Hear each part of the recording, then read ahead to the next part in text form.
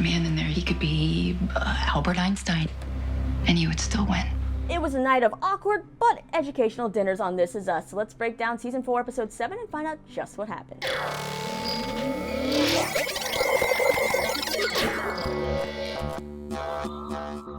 What's going on, you lovely people? Lisa here, and I am back from my little vacation and ready to dive into this latest episode of This Is Us. But before I do that, don't forget to hit that subscribe button and notification bell so you never miss one of my recaps, news stories, or interviews. But now, back to business. This week's episode of This Is Us follows two awkward dinners that bring up some really important issues about race and class. So let's dive in here. Last episode, we had Jack inviting Randall's teacher, Mr. Lawrence, over for dinner. Now, Randall is the only black student in the school, and Mr. Lawrence is the only black teacher in the school. So we saw that they had this incredible bond that Jack kind of saw last episode and got a little bit jealous of. But now he kind of wants to understand Randall a little more, so he wants to get to know this teacher. And we get to see that whole dinner play out in this flashback of this episode. Now, both Jack and Mr. Lawrence are kind of acting different and nervous about this whole dinner, and their wives, of course, notice. So you immediately know that things are going to be a little awkward at this dinner. Now, when Mr. Lawrence and his wife arrive at the house, he greets Randall, and they have a secret handshake, which Jack sees and seems sort of upset about, or rather left out of. It then becomes an evening of trying to outdo each other, or I guess in less elegant terms, a game of one-upping or measuring. But things come to a head when Rebecca compliments Mrs. Lawrence's earrings, and Mrs. Lawrence says she got them at a cultural festival, which of course sparks some interest in Randall, and he wants to go to this festival. So Jack is trying to be like, oh, is this festival new? What is this thing? And Mr. Lawrence tries to kind of not make Jack feel uncultured by saying it's been going on a few years now, and it seems like it's probably something that's been going on a long time that Jack has never paid attention to or noticed. But Randall is really intrigued with this because he, of course, is searching for his identity, what it's like to be African American, and he's kind of getting that education through Mr. Lawrence. So he asks Mr. and Mrs. Lawrence if they can take him next time they go. And looks are given all around because Mr. Lawrence is kind of like, yeah, but Mrs. Lawrence looks at him like, this is not a place you want to go, you know. And Jack is just like essentially feeling like, no, you're not going to take my son. This is something I'm going to do with him.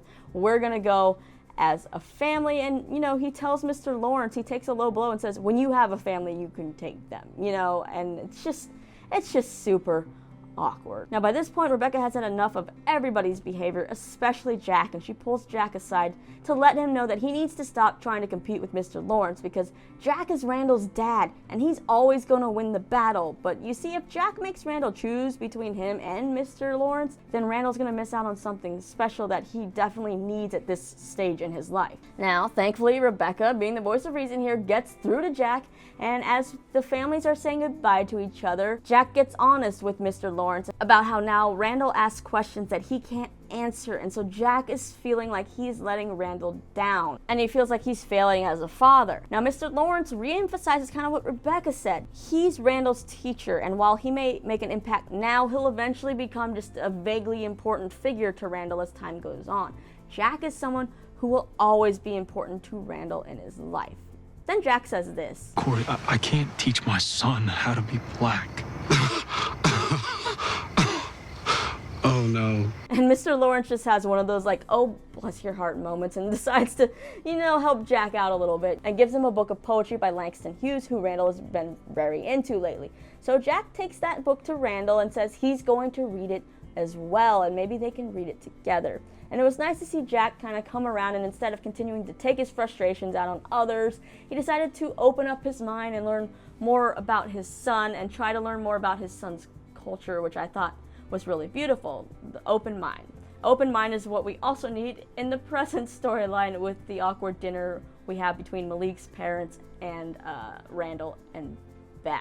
But to understand that, we got to talk about our other present storyline where we have Malik and Deja riding the bus together to school when Malik decides he wants to show Deja his version of Philly, not the tourist attraction version that she's seen, and he asks her to skip school with him. Now, Deja does hesitate at first, but ends up going, and the two have this most seemingly perfect day until they're laying down in the grass together, and Malik just sweetly, inches his hand over and holds Deja's hand. Now, it's cute for a moment until Deja gets up freaked out and wants to go back to school.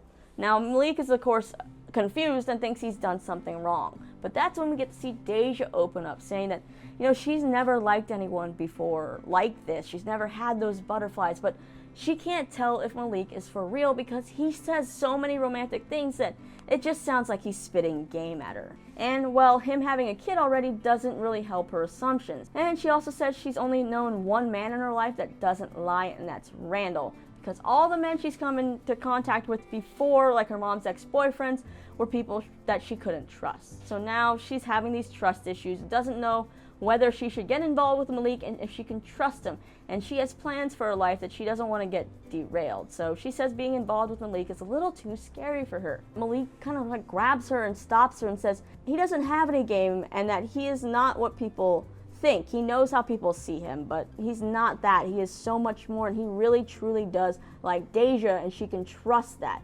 Then he asks to show her one more place. Deja decides to go, and Malik ends up surprising her by taking her to the one place she talked about that she vaguely remembered of Philly from when she visited as a kid. And, well, grand romantic gestures are everything. So while they seem to have the perfect day, things come crashing down when the principal calls their parents and lets them know about their little ditch date, and the parents are furious. Beth and Randall decide it's time to meet Malik's parents and hopefully get them to be on their side about keeping Malik and Deja apart. Now Randall is kind of nervous and is having a very closed mind about this thing, but Beth tells him he needs to keep an open mind about the situation. But it turns out that it's Beth and Malik's mom, Kelly, who butt heads and have the closed minds and try to blame all of this situation on each other's kids because of their pasts. Deja coming from a rough life in foster care, and Malik being a teenage dad. And, well, this is how Beth decides to handle the stress of this dinner. You had one in the pantry?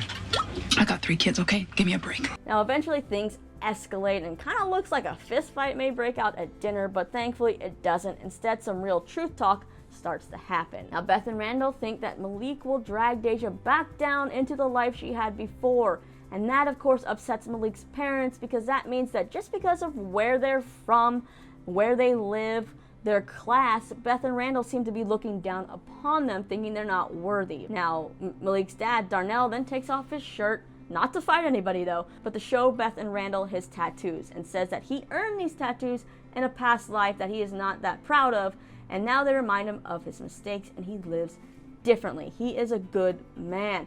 He then points out that they're only choosing to see him and his son one way. But Darnell is a successful businessman and a loving father and family man. And Malik is not just a teenage father. He is a responsible, loving father and a straight-A student and much more. So Darnell just says, don't write off my son. We then have Deja coming downstairs to try to, alleviate this whole situation and apologizing for everything, saying, it's her fault, but she's not sorry for liking Malik because she just had the best day of her life. Well, after Malik's family leaves, Beth and Randall go to Deja's room and ground her for a week. But it seems like even though this dinner was awkward, it was an eye-opening experience and very educational because we see that now Beth and Randall are more open. They say Deja is allowed to see Malik supervised either in their house or Malik's parents' house when his parents are home. And Randall even says that they want to get to know more about the real Malik, so they ask Deja to share what she knows about him. And thus wraps up the main storylines of this week's episode of This Is Us. And I honestly, I know people love it when it's more of the big three and all the Pearsons, but, what they've been doing with Deja and even now Malik, I think is really beautiful. You're getting these stories across for different generations. We see it done with the older Pearsons, we see it done with these young Pearsons. These problems and issues that the show is tackling, they're in ways still relevant. They're universal. Sadly, they don't really go away, whether it's dealing with race and class or just jealousy, judging a book by its cover. There are so many things that this show makes you think about. I'm not African American, so I'm not going to relate on the same level to certain things in that these characters are going through, but being adopted and not knowing much about my culture, I've gone through some of the same things that Randall has gone through. And just in general, I feel like when you bring politics into life and all of that other issues and stuff, people are so quick to judge, especially also about your past, that it's kind of a nice reminder to be like, okay, we need to stop and take a breath back and see people as humans first, and have an open mind and be educated and get to know who they are before we can really say, no, I don't agree with you. No, I don't think you're a good influence. No, whatever. So that's kind of why I really love this show, is that I walk away thinking about something, even if it's not the most exciting episode or I don't personally relate to the exact storyline. It's educational. Now I'm just rambling, but that's all I have to say about this week's episode. Let's watch the promo for the next episode. You slept with her, didn't you? What's wrong with you? I signed the divorce papers yesterday. The assigned chaperone will be in visual range at all times. I don't get why you can't take no for an answer. Asia. I have the right to know what's up. Mom and I are off for our tour of Philly. Can't wait for some quality R&R time. What's wrong? Do you feel remorse for what you did? Not really. Okay, so looks like a lot of things are happening next episode, but the one that really caught my eye here is how concerned Randall looked after he and Rebecca spent the day together on a tour of Philly. So is this kind of the beginning of her dementia or whatever she's struggling with that we saw in the flash forwards? I guess we're going to have to wait and see, but now it is time for you to sound off in the comments down below on this week's episode of This Is Us. What were your biggest takeaways from the two storylines, and what is your favorite maybe lesson that you've been educated on or learned from this show? Also, what are you looking forward to see develop as the season goes on? Let me know down in the comments below. Thank you guys for all your comments. I've gotten a few emails, and you guys are amazing, so thank you for watching these. And don't forget to subscribe so that you don't miss any of these, and you can check out more of my interviews and recaps right over here. And as always, I'm Lisa. Thanks for listening to me ramble, and I'll see you next time.